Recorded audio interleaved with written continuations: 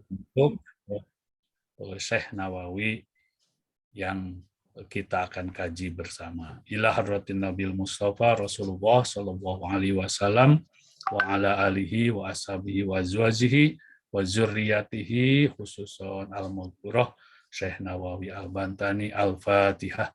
A'udzu billahi minasyaitonir rajim. Bismillahirrahmanirrahim. Alhamdulillahirabbil alamin arrahmanir rahim maliki yaumiddin. Iyyaka na'budu wa iyyaka nasta'in ihdinas siratal mustaqim siratal ladzina an'amta 'alaihim ghairil maghdubi 'alaihim waladdallin. Amin. Para Bapak dan Ibu yang dirahmati Allah Subhanahu wa taala, baik, saya akan sampaikan bahwa kajian yang akan kita lakukan bersama yaitu kajian tentang kitab Uqud Al-Lujain fi Bayani Huquq Al-Jauzain, karya Syekh Muhammad bin Umar bin Ali Nawawi Al-Bantani Al-Jawi. Beliau ini kita ungkap dulu sebentar ya, supaya kita tahu runtutan ilmu yang kita akan kaji bersama-sama ini, supaya kita tahu dari mana berasal, kemudian runtutan ilmu-ilmu itu. Syekh Nawawi ini dikenal sebagai seorang yang memiliki kemampuan, memiliki kecakapan, dan terkenal di para ulama. Beliau itu adalah bernama Syekh Muhammad Nawawi Al-Jawi Al-Bantani. Ya, berdasarkan informasi dari beberapa risalah, ya, ulama yang dikenal sebagai Syekh Nawawi ini merupakan seorang ulama Indonesia, ya, berasal dari Indonesia, bertaraf internasional, yang menjadi imam Masjidil Haram. Jadi beliaulah yang pertama menjadi imam Masjidil Haram, ya, Haramain itu. Kemudian ia bergelar Al-Bantani karena berasal dari Banten. Ya, ia adalah seorang ulama intelektual yang sangat produktif menulis kitab. Jumlah karyanya tidak kurang dari 115 kitab. Ya. 115 kitab yang meliputi bidang ilmu fikih, ilmu tauhid, tasawuf, tafsir, dan hadis. Jadi kalau ulama dulu itu memiliki banyak kemampuan ilmu, dibuktikan dengan berbagai karangan kitab-kitabnya. Karena kemasyhurannya, Syekh Nawawi Al-Bantani ini kemudian dijuluki Sayyid Ulama Al-Hijaz, yaitu pemimpin ulama di Hijaz, gitu ya, di Arab sana. Al-Imam Al-Muhaqqiq wal Fahammah Al-Mudaqqiq, termasuk imam yang sangat cerdas, yang sangat mumpuni ilmunya yang dikenal oleh para ulama itu. Yang ketiga, dikenal juga sebagai A'yan Ulama Al-Qarn, Ar-Ram, Al-Ashar, Al-Hijrah, yaitu tokoh ulama abad ke-14 Hijriah. Dan yang terakhir, sebagai imam ulama Al-Haramain, yaitu ulama dua kota suci, Mekah dan Madinah. Jadi dikenal sebagai imam dua tempat itu. Kemudian di antara 115 karyanya yang populer di kalangan para santri khususnya, ya, para pesantren, adalah saya sebut 10. Salah satu yang paling banyak dikaji adalah yang pertama At-Tafsir Al-Munir, Tafsir Munir. Kemudian Syarah Matan Al-Jurumiyah, itu dikenal di para santri pesantren. Dan yang terakhir ini yang akan kita kaji, Uqud Al-Lujain fi Bayani Huquq Al-Zaujain, yaitu pendekatan kemasyarakatan, pendekatan humanisme dalam hubungan suami istri, yaitu kitab yang membahas tentang bagaimana membina keharmonisan rumah tangga lah, kira-kira seperti itu. dengan mengetahui hak-hak masing-masing. Hak istri adalah kewajiban suami, hak suami adalah kewajiban istri.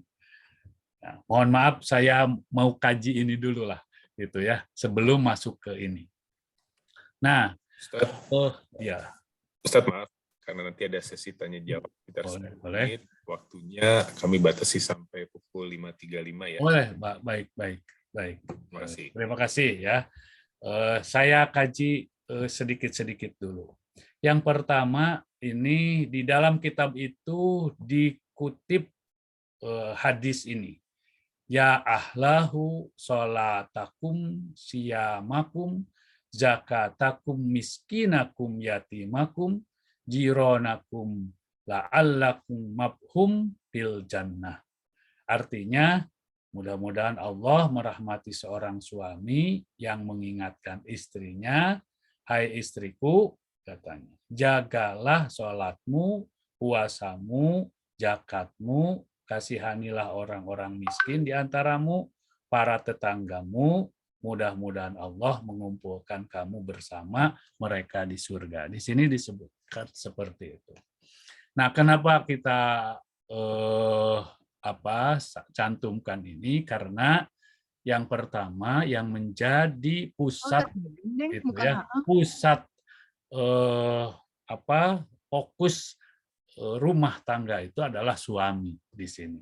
Ya, oleh Imam Nawawi dipusatkan seperti itu. Kenapa katanya? Yang pertama, kewajiban suami itu ada beberapa. Yang pertama, selalu memperhatikan nafkahnya, kata. Kemudian selalu bersabar ketika menerima cercaan istrinya atau perlakuan-perlakuan tidak baik lainnya. Selalu mengasihani istrinya dengan bentuk pendidikan secara baik, kendati ia seorang terpelajar.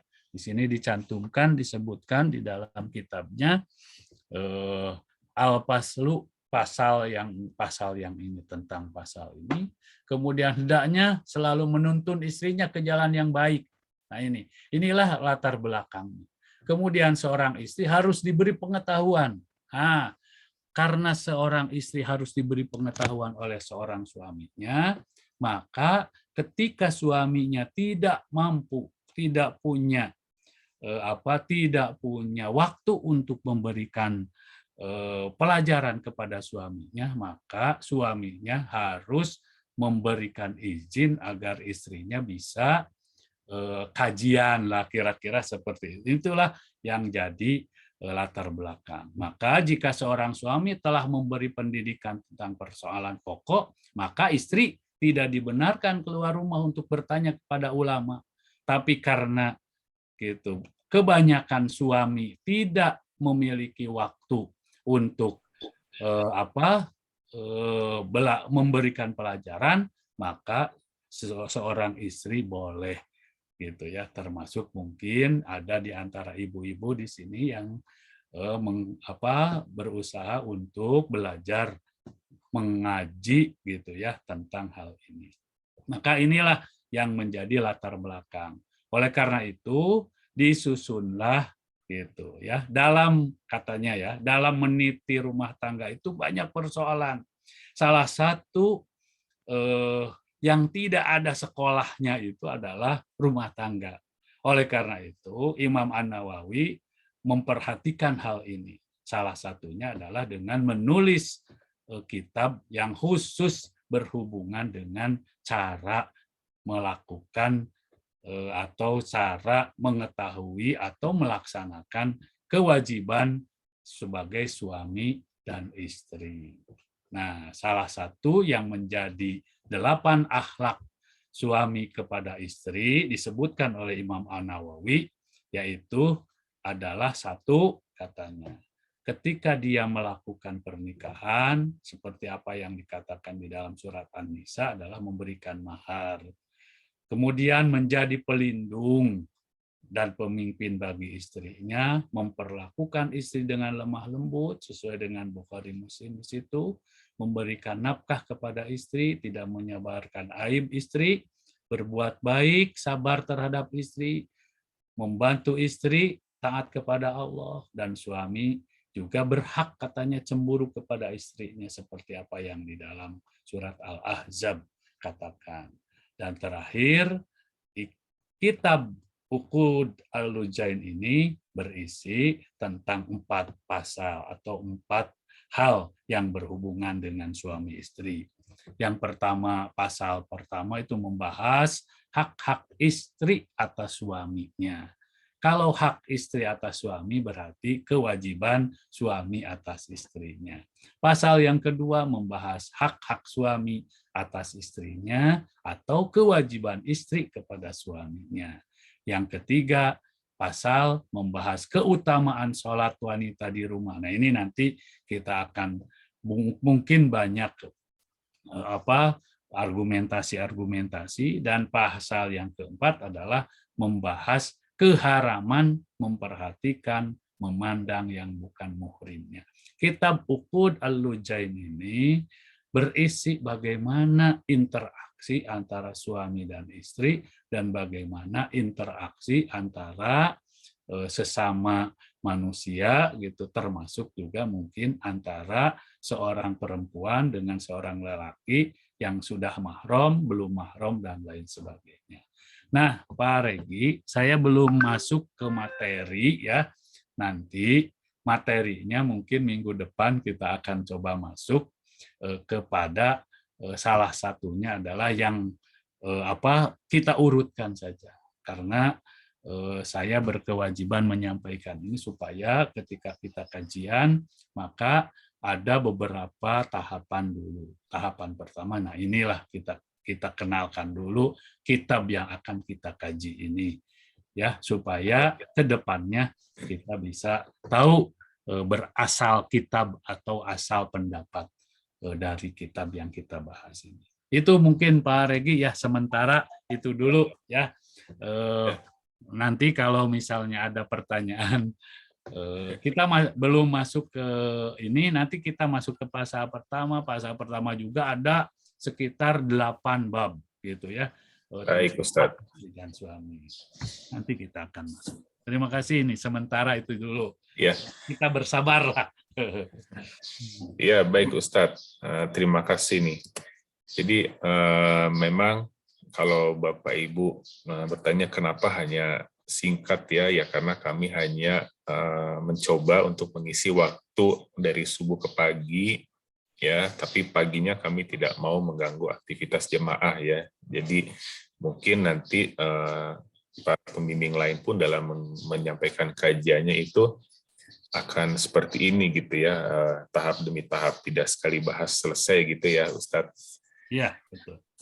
Nah, baik, tadi kita sudah dengarkan tentang kajian akhlak dari Ustadz Dadan. Mungkin dari Bapak Ibu ada yang ingin ditanyakan atau ingin ditanggapi atas penyampaian yang sudah disampaikan oleh Ustadz Dadan tadi. Waktu dan tempat kami persilakan Bapak Ibu.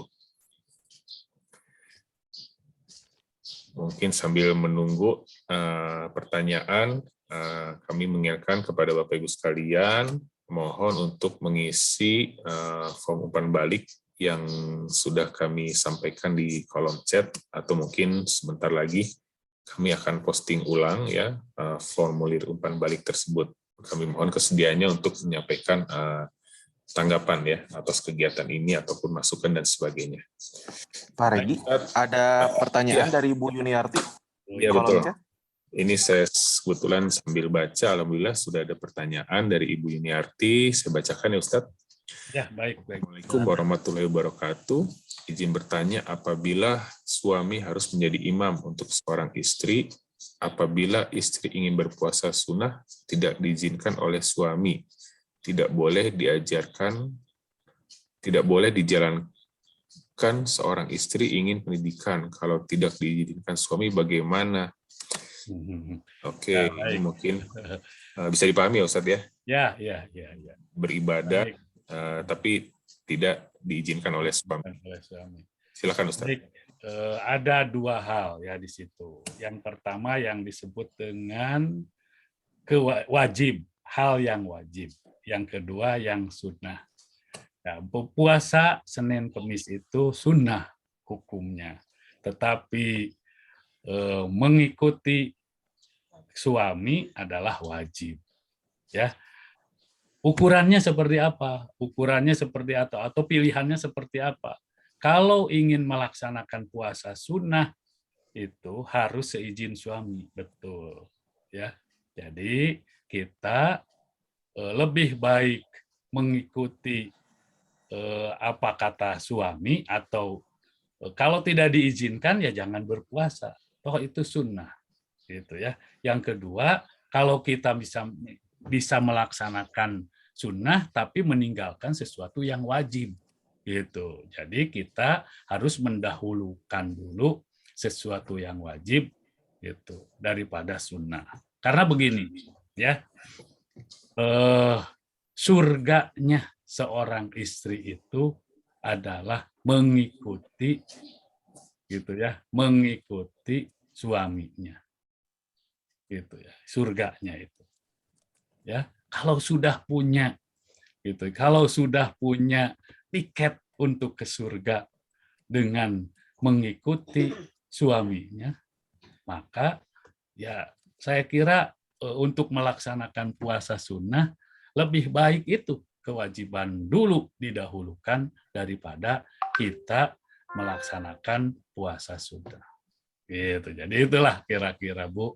Nanti kita akan coba bahas di sini ada yang kita sebut sebagai kewajiban suami kepada istrinya.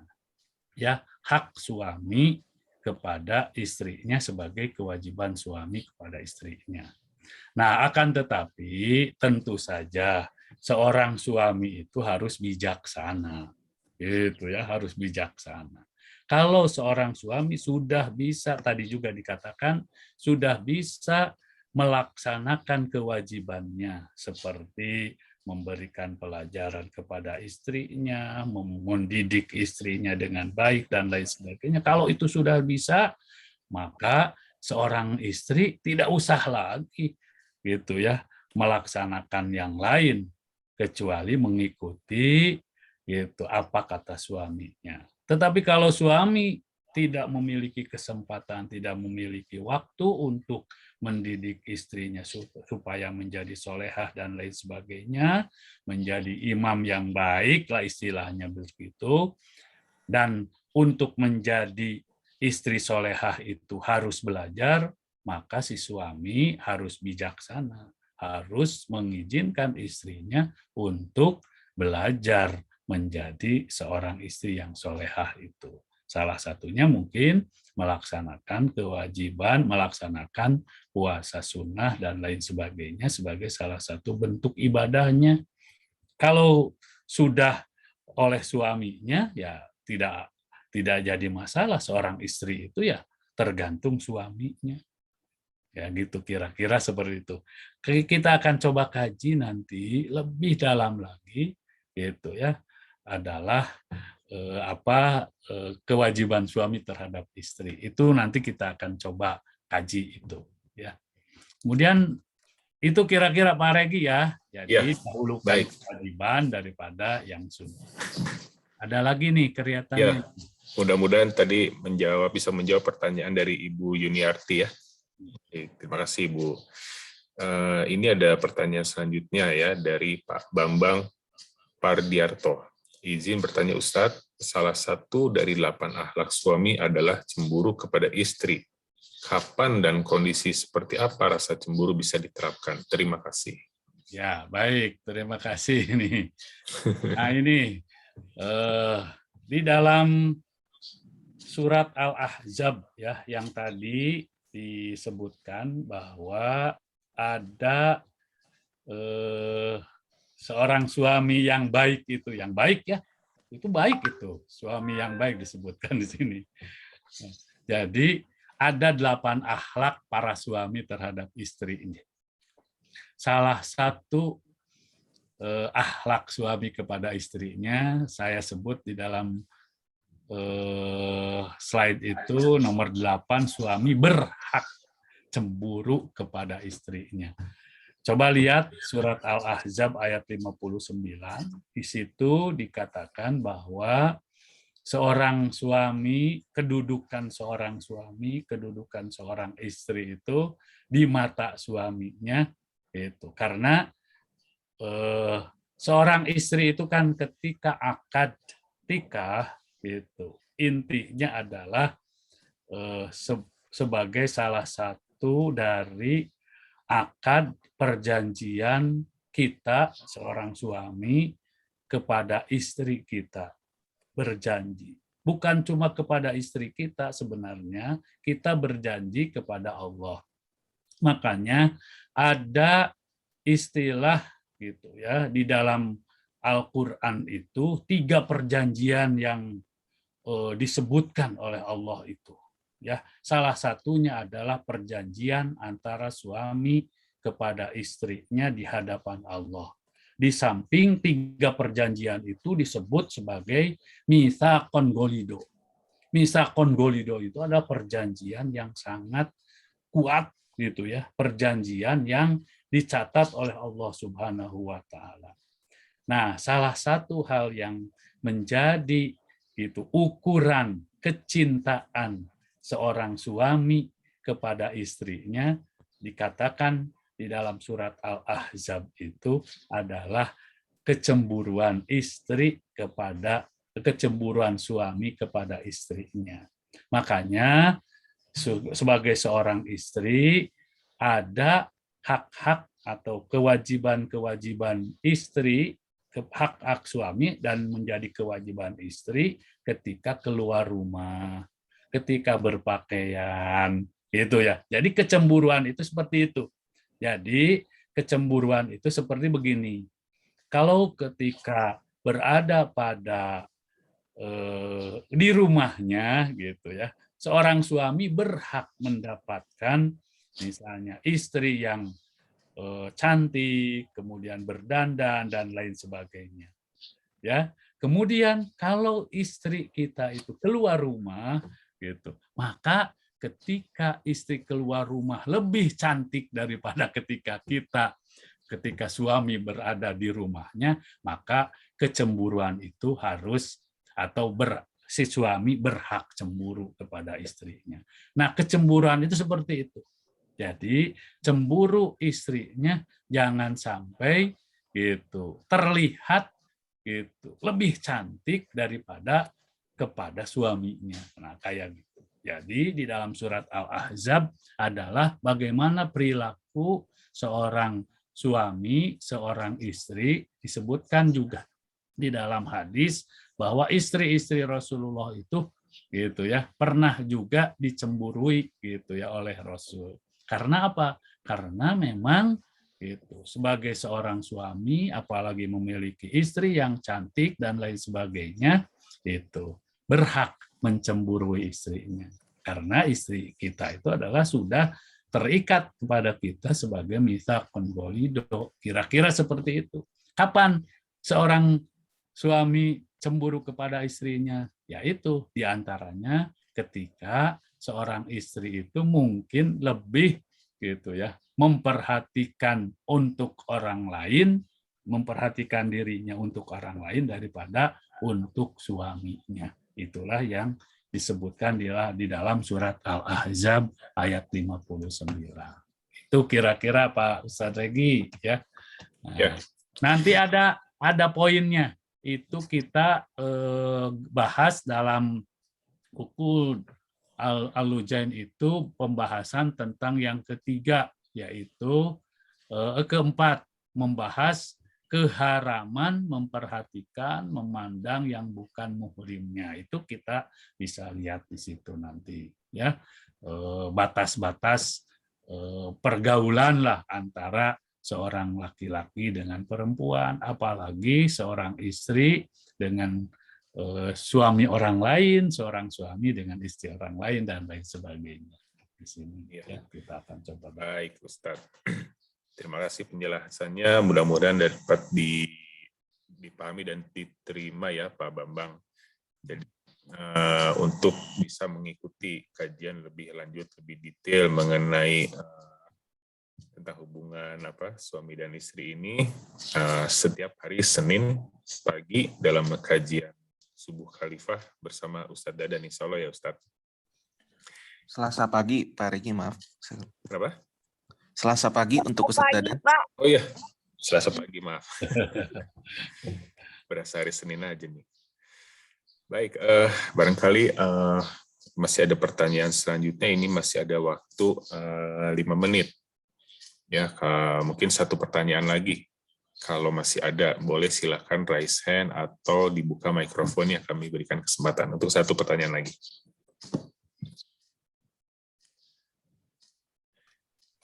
Kalau belum ada atau sambil menunggu, sebentar.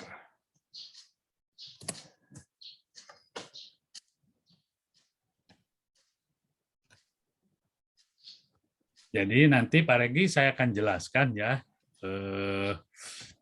pembahasan kita. Mohon bersabar saja. Jadi kita akan ya hitung-hitung kita ngaji di pesantren lah ya.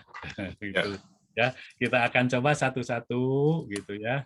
Nanti ada beberapa ini. Memang kita inginnya langsung ya, langsung misalnya kepada sesuatu yang langsung kita hadapi gitu. Tetapi kita akan kaji satu-satu, bersabar saja. Tapi tidak apa-apa kalau misalnya ada pertanyaan seperti pertanyaan yang hari ini, kajiannya nanti ada bahasannya dalam kitab Uqud Al-Lujain ini, nanti ada pembahasan tentang itu. Tapi muncul sekarang ya nggak apa-apa. Nanti pembahasannya berlanjut gitu ya. Bapak-bapak dan ibu-ibu juga bisa lihat atau bisa kaji, bisa membeli lah gitu ya kitab Uqud Al-Lujain ini. Jadi kita bisa bahas bersama-sama sebenarnya ya. Kitab ini bisa dikaji di rumah gitu ya untuk dibaca-baca dan lain sebagainya sebenarnya. Kita akan bersama-sama saja ya.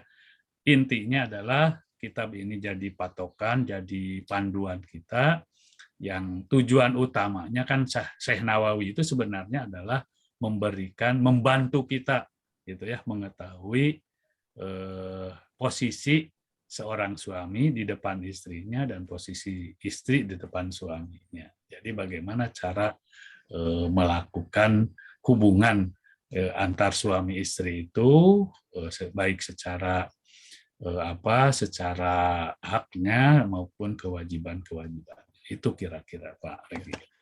Baik Ustadz, ya ini kalau boleh saya catat di kolom chat kitab apa tadi Pak Ustadz? Atau mungkin ada di slide-nya? Uqud Al-Lujain ada nih ya. Silakan bisa dibahas ini nih di dalam slide. Oh ini ya. Nah, dalam slide ini namanya kitab ini. Kitab Uqud Al-Lujain fi Bayani Huquq Al-Jauzain. Nah, gitu. Ini memang kalau di pesantren lebih nyebutnya Uqudulujain. Nah, gitu ya, Uqudulujain. Nah, itu dulu. Jadi barangkali ini juga menjawab pertanyaan dari Pak Kukuh ya, yang minta kajian ini bisa di-share ya. Ya kalau untuk materi ini di-share, kami harus minta izin kepada Pak Ustadz dulu ya. Tapi boleh nanti. Kalau bisa nanti saja kalau sudah ini ya. Kalau boleh ya, boleh. Ini boleh silakan saja. Gitu, ya, tapi mungkin untuk lebih lebih banyak lengkap ya, untuk melengkapi bisa juga dicari buku ini di toko buku atau di Palasari mungkin ya. Ada kitabnya ya, hukum. Di Palasari itu bajakan. Ya. Atau bisa juga ada di ini juga di online juga ada ini. Oh iya betul. Kitab ini sekarang ada online banyak ini. Ini karena ini kitab terkenal jadi terjemahnya ada, ininya juga ada. Baik. Penjelasan malah terjemahnya dengan berbagai versi itu bisa kita lihat. Oke. Baik Pak Ustadz. terima kasih nih untuk penjelasannya. Demikian Pak Kukuh, semoga berkenan ya. Mudah-mudahan nanti bila Pak Ustadz sudah membagikannya, nanti kita coba share. Nah, kalau di saya waktu sebetulnya sudah habis nih ya, pukul 5.45, lumayan on time. Tapi sebelum ditutup, saya mohon izin menyampaikan kepada Bapak Ibu sekalian peserta kajian subuh hari ini. Oke, ini adalah sebentar. Ya, ini adalah tayangan tentang haji ya. Jadi seperti Bapak Ibu ketahui bahwa selama masa pandemi ini kegiatan umroh dan haji ya atau pariwisata pada umumnya itu semua terhenti ya. Kita belum bisa pergi kemana-mana walaupun dalam negeri pun masih agak merepotkan gitu.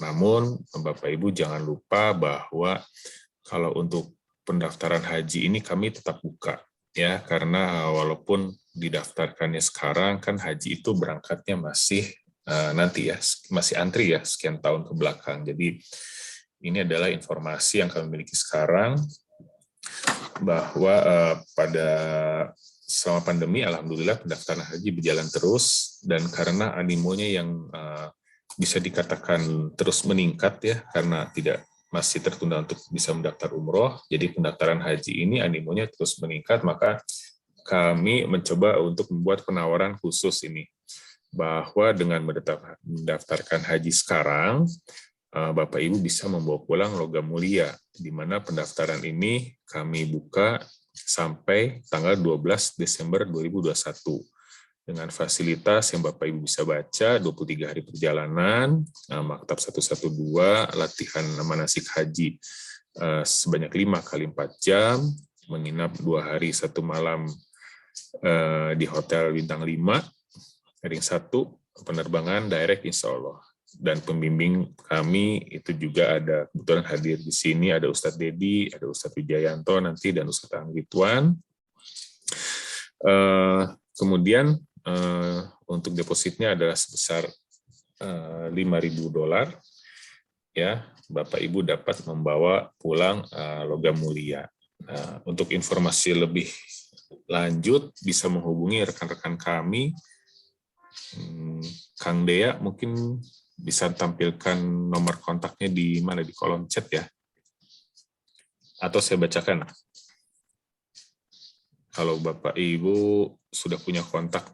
Sudah di kolom chat Pak Regi. Sudah. Baik, di kolom chat sudah tampil ya. Nah, bisa dicatat atau di screenshot atau di capture.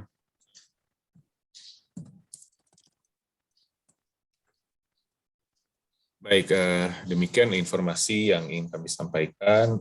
Bila mana Bapak Ibu punya pertanyaan lebih lanjut perihal kegiatan umroh, haji, ataupun perjalanan yang ingin Bapak Ibu ketahui, dapat menghubungi rekan-rekan kami di nomor yang tercantum di kolom chat tersebut. Baik, Bapak Ibu dan sekalian, terima kasih ya sudah tetap berada di ruang Zoom ini untuk mendengarkan kajian pada pagi hari ini. Mudah-mudahan menambah keilmuan dan pengetahuan kita semua sebagai, kebetulan hari ini tentang suami istri ya, sebagai suami maupun sebagai istri.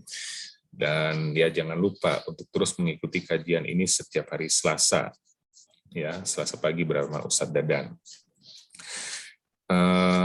Baik, Ustadz Dadan, terima kasih atas kehadirannya. Sama-sama. Sehat-sehat selalu. Amin, amin, amin. Juga masih ada di sini, masih Ustadz Dedi.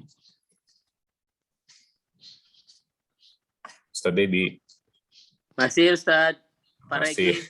Ya, alhamdulillah. Ya, semoga istrinya cepat sembuh ya Ustadz. Amin, jazakallah Pak Regi. Ya, terima kasih juga kepada manajemen Pak Rustam yang telah memfasilitasi kegiatan ini. Insya Allah kami rutin lakukan setiap pagi. Terima kasih juga kepada Bapak Ibu yang sudah mengisi kolom feedback ya. Baik, Bapak Ibu, demikian kegiatan pagi hari ini. Kami ucapkan terima kasih banyak. Semoga semua berada dalam keadaan sehat. Semoga Saudi Arabia segera dibuka hingga kita bisa berangkat lagi menuju Baitullah bersama-sama ya. Baik, kami ucapkan wassalamualaikum warahmatullahi wabarakatuh. Waalaikumsalam warahmatullahi wabarakatuh. Terima kasih semuanya. Terima kasih Pak Ustadz. Ya. Terima kasih Ustaz Terima Dadan. kasih Pak Haji. Terima kasih Iya. semuanya. Ustaz Dedi, Assalamualaikum warahmatullahi semoga wabarakatuh. cepat sembuh Nyonya. Amin jazakallah Pak Haji, jazakallah khair doanya. Amin, amin, Ustaz. amin. Semoga cepat sembuh untuk istri Ustadz. Amin jazakumullah Kang Dea. Jazakallah Ustaz. doanya. Ya, Pak Ustadz jangan sakit juga ya. Baik, mohon izin Pak Haji, mohon izin untuk Mangga Ustaz. Ya. sama Silakan. semuanya. terima kasih Ustadz. Saya di istrinya semoga cepat sembuh. Jazakallah Pak Dokter, sehat selalu Pak Dokter. Amin, sama-sama semua. Assalamualaikum warahmatullahi wabarakatuh. Waalaikumsalam warahmatullahi wabarakatuh. Jadi di mana nih? Di rumah sakit atau di rumah? Di rumah sakit Pak Regi. Oh, nunggu dari. Oh, dirawat Ustadz? Ya, dirawat di Edelweiss. Otherwise, Sakitnya apa? Udah tahu? Nanti hari ini Umi akan ngasih tahu, kemarin baru muntaber aja Pak